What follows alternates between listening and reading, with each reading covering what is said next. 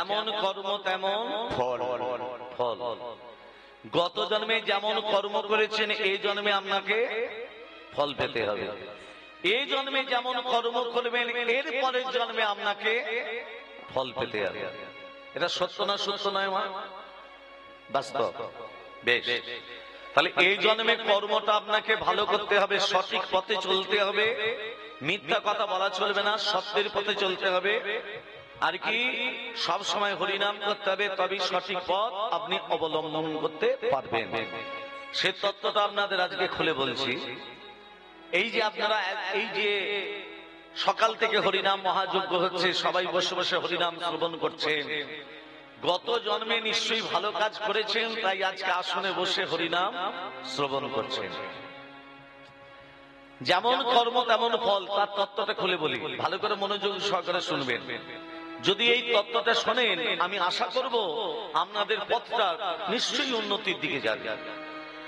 কেমন দেখুন, দ্বিজ মানে এক ব্রাহ্মণ কাশীধাম থেকে পাণ্ডিত্য অর্জন করে, অনেক পাণ্ডিত্য, তার পাণ্ডিত্য অর্জন করে মনে মনে ভাবছে, এতদিন তো আমি কাশীধামে অনেক পাণ্ডিত্যগিরি করলাম, এবার একটু নিজের গ্রামে ফিরে যাই।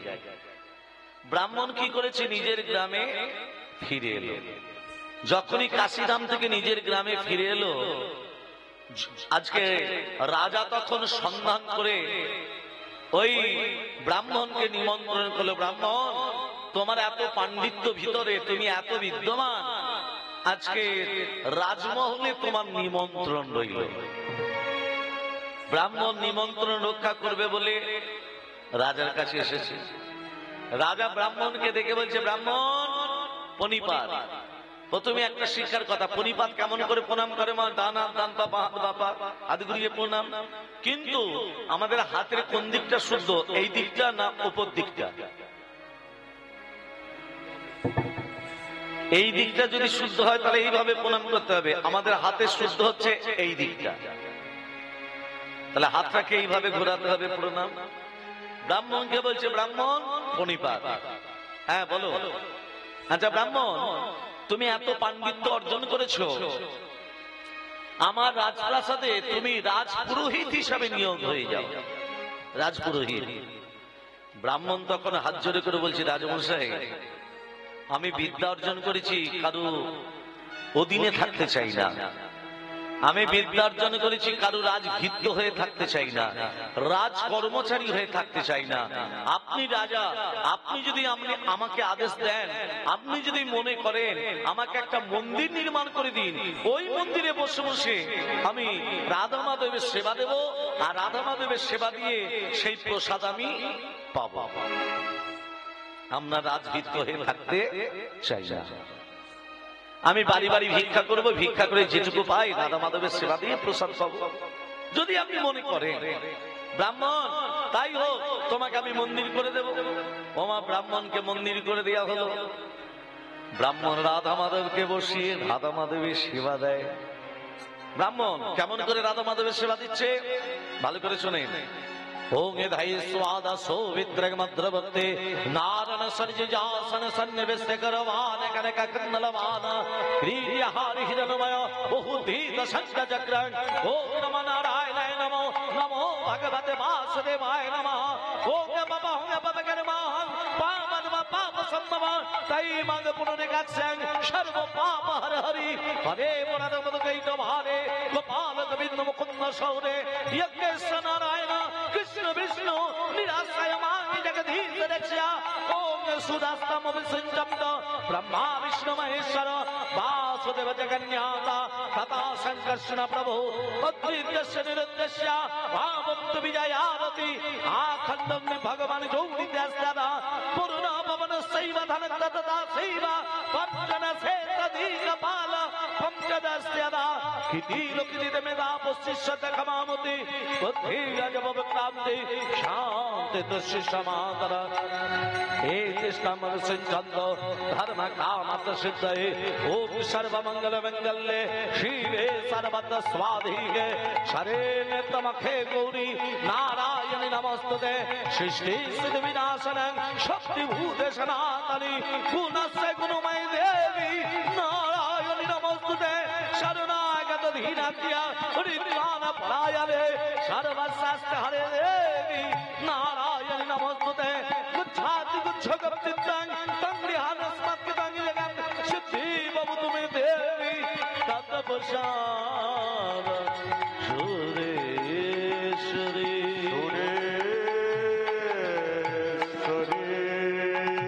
अच्युतम केशवम कृष्ण दामोदर राम नारायण जानकी वल्लभ अच्युतम केशवम कृष्ण दामोदर अच्युतम केशवम कृष्ण दामोदर राम नारायण जानकी वल्लभ राम नारायण जानकी वल्लभ अच्युतं केशवं कृष्ण दामोदरं अच्युतं केशवं कृष्ण दामोदरं राम नारायण जानकी वल्लभो राम नारायण जानकी वल्लभो बोले कहे भगवान आते नहीं बोले कहे भगवान आते नहीं बोले कहे भगवान आती नहीं तुम्हें मीरा के जैसे बुलाते नहीं तुम्हें मीरा के जैसे बुलाते नहीं तुम्हें कहते भगवान खाते नहीं कौन कहते भगवान खाते नहीं कौन कहते भगवान आती नहीं तुम सबरी के जैसे खिलाते नहीं तुम सबरी के जैसे खिलाते नहीं अच्युतम केशवम कृष्ण दामोदरम अच्युतम केशवम कृष्ण दामोदर राम नारायण जानकी वल्लभ राम नारायण जानकी वल्लभ ব্রাহ্মণ কি করেছে? রাজা যখন মন্দির করে দিয়েছে মা, সেই মন্দিরে রাধা মাধবকে বসিয়ে ভিক্ষা করে প্রসাদ পায়, মানে সেবা দেয়, প্রসাদ পায়। এই করে করে ব্রাহ্মণ দেখতে দেখতে দেখতে দেখতে বুড়ো হয়ে গেল, বৃদ্ধ। এদিকে রাজার ছেলে বড় হয়েছে, রাজকুমার, বিয়ে দিতে হবে। সুন্দর দিন দেখে, শুভ দিন দেখে, শুভক্ষণ দেখে বিয়েও হয়ে গেল রাজকুমারের। ফুলসজ্জা রাত্রি, রাজকুমার ঘুমাচ্ছে, রাজনন্দিনী আর ঘরে ঘুম আসছে না। কেন বলতো?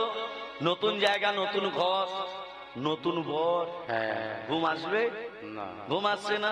পাঁচালি করতে করতে দেখতে পেল একটা জ্যোতি কোথা থেকে আসছে না। ওই তো জ্যোতি, খাটের তলা থেকে জ্যোতিটাকে দেখতে পেয়ে মা কানতে টানতে রাজনন্দিনী বার করে দেখছে একটা তরবারি। রাজরাজাদের ব্যাপার তো মা, ও মা তরবারিটাকে বার করে হাতে করে দেখতে দেখতে, হাত ভারী তরবারি তো, ভারী তরবারিটা দেখতে দেখতে হাত থেকে যেই পড়ে গেছে একেবারে রাজকুমারের গলায়। শেষ। বইয়ের হাতে স্বামী খুন, পড়লো পড়লো রাজকুমারের গলায়, পড়তে না পড়তে একবারে দুখণ্ড।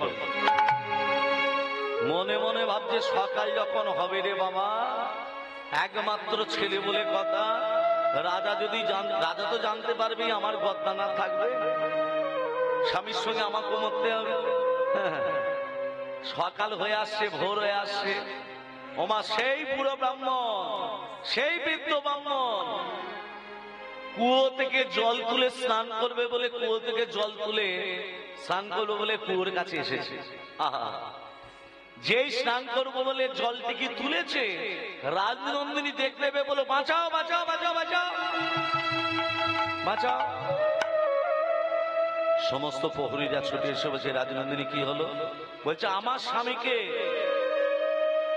ওই বুড়ো মানুষটা হত্যা করে চলে গেল। দোষ না করে দোষী সাব্যস্ত হতে হচ্ছে। এটা কলিযুগে হচ্ছে না মা? আপনি কোনো দোষ করেনি, আপনাকে শাস্তি পেতে হচ্ছে। আপনি কোনো দোষ করেননি, আপনাকে জেল খাটতে হচ্ছে। আপনি দোষ করেননি, আপনাকে জোর করে দোষ চাপাই দেওয়া হচ্ছে। এটা কলিযুগে হচ্ছে। কেন দোষ করিনি, কেন দোষের কেন আমি দোষী সাব্যস্ত হব, কেন দোষী হতে হচ্ছে আমাদের? এটা কলিযুগে ঘটছে। কেন ঘটছে তার তত্ত্বটা খুলে বলছি, তাহলেই পরিষ্কার হয়ে যাবে। তাই আজকের দিনে এই 84 লক্ষ জনে ভ্রমণ করে মানব দেহ ধারণ করে আমাদের রাস্তাটা সঠিক পথ হয়ে যাবে। তার তত্ত্বটা দেখুন। ব্রাহ্মণের হাতে বাঁধা হলো, রাজার কাছে নিয়ে এলো, রাজামশাই আপনার একমাত্র ছেলেকে হত্যা করেছে এই ব্রাহ্মণ। রাজনন্দিনী পুত্রবধূ তুমি কি দেখেছো? হ্যাঁ রাজামশাই, আমি আমার সামনে এই বুড়ো মানুষটা হত্যা করে চলে গেল। ব্রাহ্মণ, আমার একমাত্র ছেলেকে হত্যা করেছো? না রাজামশাই। এরা যে বলছে রাজামশাই আমি আপনার ছেলেকে ছোটবেলা থেকে দেখছি, আজকে নূতন নয়। আপনি আমাকে মন্দির করে দিয়েছেন, অনেকদিন আগে মন্দির করে দিয়েছেন, আর আপনার ছেলেকে আমি নূতন দেখছি না, ছোটবেলা থেকে দেখছি। আর আপনার ছেলেকে মারতেই যাবো কেন? আমার কি লাভ? আমি আপনার ছেলেকে হত্যা করি নাই। আমি প্রতিদিনের না কুয়ো থেকে জল তুলে স্নান করবো বলছিলাম, আর এমন সময় রাজনন্দিনী চিৎকার করলো বাঁচাও বাঁচাও বলে, আর রাজবহরীরা আমাকে ধরে নিয়ে এসে আপনার কাছে নিয়ে এলো। এরপরে আমি আপনার ছেলেকে হত্যা কোনোদিনও করি নাই। রাজনন্দিনী বলছে রাজামশাই আমার স্বামীর হত্যার প্রতিশোধ চাই। এক কাজ করো, যে হাতে আমার ছেলেকে হত্যা করেছে ব্রাহ্মণের হাত দুটো কেটে দাও। ব্রাহ্মণের হাত দুটো কেটে দিল। ব্রাহ্মণ কাঁদতে কাঁদতে বলছে ঠাকুর, জ্ঞান থাকাকালীন আমি কোনোদিনই মিথ্যা কথা বলি নাই। প্রতিদিন ভিক্ষা করে তোমার সেবা না দিয়ে কোনোদিন আমি জলস্পর্শ করি নাই। তাহলে তোমাকে পুজো করার, তোমাকে ডাকার, তোমাকে সেবা দেওয়ার, তোমার ভক্ত হওয়ার এই কি শাস্তি? বলো ঠাকুর, আমি কোনো দোষের দোষী নয়। আজকে রাজার ছেলের হত্যার অভিযোগ আমার কাঁধে এসে পড়লো, আবার হাত দুটো কাটা হলো। ঠাকুর উত্তর দাও, এটাই কি তোমার বিচার? এই কি রে বিচার রে মো, এই কি রে বিচার?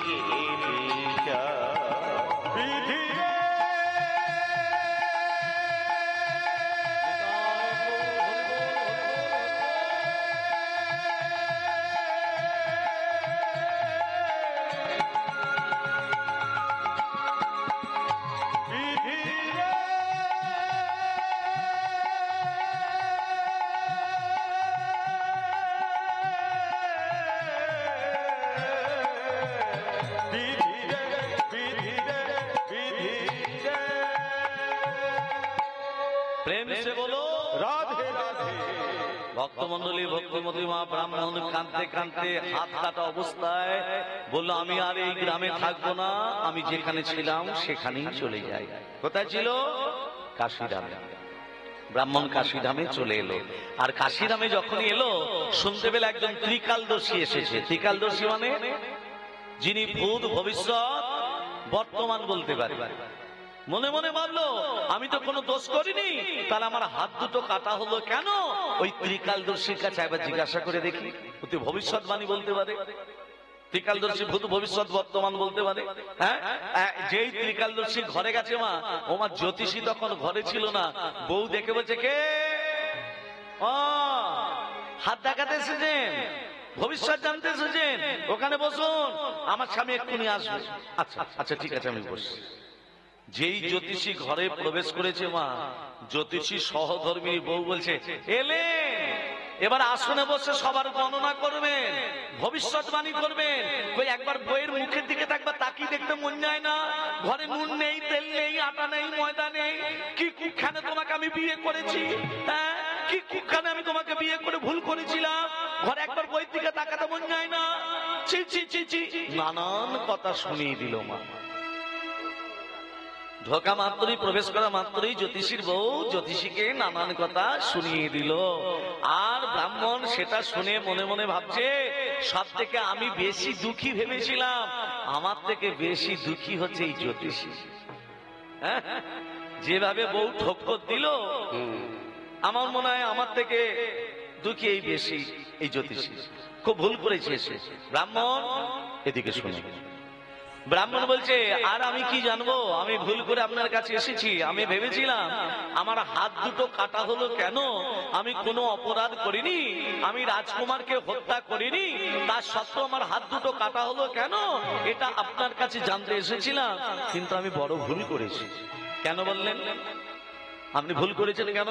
না, যেভাবে আপনার বউ আপনাকে ঠক্কর দিল, ভুল করেনি? আপনি তো জ্যোতিষী, আপনি হস্তবিচার তো করেন। একটা ভালো বউ দেখে বিয়ে করলেন না, একটা ভালো মেয়ে দেখে বিয়ে করলেন না? হ্যাঁ, এরকম একটা খ্যার খ্যারে মেয়েকে বিয়ে করলেন। আপনার কপালে কি একটা ভালো মেয়ে জুটতো না? হ্যাঁ জুটতো। তাহলে আপনি এই খ্যার খ্যারে মেয়েটাকে বিয়ে করলেন কেন? আস্তে না আস্তে আপনাকে নানান কথা শুনিয়ে দিল, অনেক ঠক্কর দিল। বলছে, ব্রাহ্মণ আসলে যেটা আমার বউ দেখছো না, এটা আমার বউ নয়। মানে এটা আপনার বউ নয়? বলে না, এখন আমার বউ। এটা আমার বউ ছিল না, গত জন্মে আমার বউ ছিল না, এ ছিল একটা গাধা। হ্যাঁ গো, গত জন্মে এ গাধা ছিল, এখন আমার বউ হয়েছে। আর আমি ব্রাহ্মণ জ্যোতিষী ত্রিকালদর্শী ছিলাম না, আমি ছিলাম একটা বায়স পাখি, মানে কাক। বায়স পাখি মানে আমি কাক ছিলাম, গাছের ডালে বসে থাকতাম আমি। তত্ত্বটা ভালো করে শোনো মা, কীর্তন মানে তত্ত্ব, তত্ত্ব ছাড়া কীর্তন হয় না। ভালো করে তত্ত্বটা ধ্যান দাও। আমার বউ গাধা, প্রতিদিন পরিশ্রম করতো, প্রচুর পরিশ্রম করতো। গাধার পরিশ্রম বলে না, গাধা প্রচুর পরিশ্রম করতো। পরিশ্রম করে করে করে করে গাধার পিঠে একটা ঘা হয়ে গেছিল, ঘা। আর কাকের চোখ দুটো কোন দিকে থাকে? পচা নর্দমার দিকে। মানে আমার ওই গাধার পিঠে ঘায়ের দিকে লক্ষ্য। হ্যাঁ, গাছের ডালে বসে ভাবতাম যখন গাধা এখানে বিশ্রাম নেবে, আর গাধা যে বিশ্রাম নিতে বসতো, আমি গাছ থেকে উড়ে এসে গাধার পিঠে বসতাম। পিঠে বসে প্রতিদিন ঠক্কর দিতাম। এই ঠক্কর প্রতিদিন দিতাম। গাধা মুখে বলতে পারতো না, ভগবানকে ডাকতো। আর গাধা যত কষ্ট পেত তত আমি আনন্দ পেতাম। এই প্রতিদিন ঠক্কর দিতে দিতে গাধার ঘাটা অনেক বড় হয়ে গেছে। এমন ঠক্কর দিয়েছি আমি তো কাক, আমার ঠোঁটটা কি হয়েছে, গাধার হাড়ে ঢুকে গেছে। এমন হাড়ে ঢুকে গেছে মা, আর বার করতে পারিনি। হাড় থেকে আর বার করতে পারিনি। গাধা যন্ত্রণায় ছটফট করতে করতে করতে করতে নদীতে ঝাঁপ দিল প্রাণ বিসর্জন দেবে বলে। আর আমার ঠোঁটটা এমন হাড়ে ঢুকে গেছে, যেই নদীতে ঝাঁপ দিল গাধা, আমি তো জল দেখে উড়ে পড়বো। জল দেখে উড়বো কি করে, আমার ঠোঁটটা যে হাড়ে ঢুকে গেছে গাধা।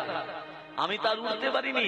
গাধা যখন হরিবোল হয়ে গেল, আমি উঠতে পারলাম না, আর ঠোঁটটাকে বার করতে পারলাম না, আমিও গাধার সঙ্গে হরিবোল হয়ে গেলাম। গাধা মরে গিয়ে হয়েছে আমার বউ, আর আমি মরে গিয়ে হয়েছি ওর স্বামী। আমি যেমন কাক হয়ে প্রতিদিন ওকে ঠোক্কর দিতাম, গাধা মুখে বলতে পারতো না, ভগবানকে ডাকতো, এখন ও আমার বউ হয়ে আমাকে প্রতিদিন ঠোক্কর দেয়, আমিও কিছু মুখে বলতে পারি না, আমিও ভগবানকে দু বাহু তুলে দিই। হরি হরি বল, হরি হরি বল, হরি হরি বল। তাহলে কি বুঝলেন? যেমন কর্ম তেমন ফল। এখানে মায়ের আবার স্বামী দিকে কেউ ঠোক্কর দেয় না তো? ও বাবা, সে বলতে হবে না। তার মানে গত জন্মে এইরকম কর্ম করেছো, তাই স্ত্রীদের কথা শুনতে হয়। প্রেম সে বলো রাধে রাধে। এমন সময় ব্রাহ্মণ বলছে, আমার হাত দুটো কাটা হলো কেন? আপনি নয় কাক হয়ে ঠোক্কর দিতেন বলে আপনার বউ এই জন্মে আপনাকে ঠোক্কর দিচ্ছে, কিন্তু আমি হাত দুটো কেন কাটা হলো? ব্রাহ্মণ, গত জন্মে তুমি একজন সাধু ছিলে। কি ছিলে? সাধু। রাস্তা দিয়ে যাচ্ছিলে, কোনোদিন মিথ্যা কথা বলনি, সত্য পথে ছিলে। আর একজন কসাই যে গরু কাটে, সে কি করলো? গরুটাকে ধরতে গিয়ে হাত থেকে চলে গেছে, ধরতে পারলো না, আর চোখেও দেখতে পেল না। রাস্তার মধ্যে তোমাকে দেখতে পেল, তোমাকে দেখতে পেয়ে কসাই বলছে, ও সাধু, সাধু বলো, আমার গরুটা কোন দিকে গেল জানো? তুমি মনে মনে ভাবলে আমি যদি সত্যি কথা বলে দিই তাহলে গরুটা প্রাণে মারা যাবে, আর মিথ্যে কথা কোনোদিন আমি বলি না। তুমি কি করলে? সত্য কথা না বলে, মিথ্যে কথা না বলে, হাত দুটোকে ইশারা করে দেখি গরুটা কোন দিকে গেছে। হাত দুটোকে, ওই হাত দুটোকে এগিয়ে দেওয়ার জন্য এই জন্মে গো অপরাধের জন্য তোমার হাত দুটো কাটা হলো। হাত দুটো কাটা হলো। আর যে কসাই গরু কেটেছিল, সে কসাইটাকে,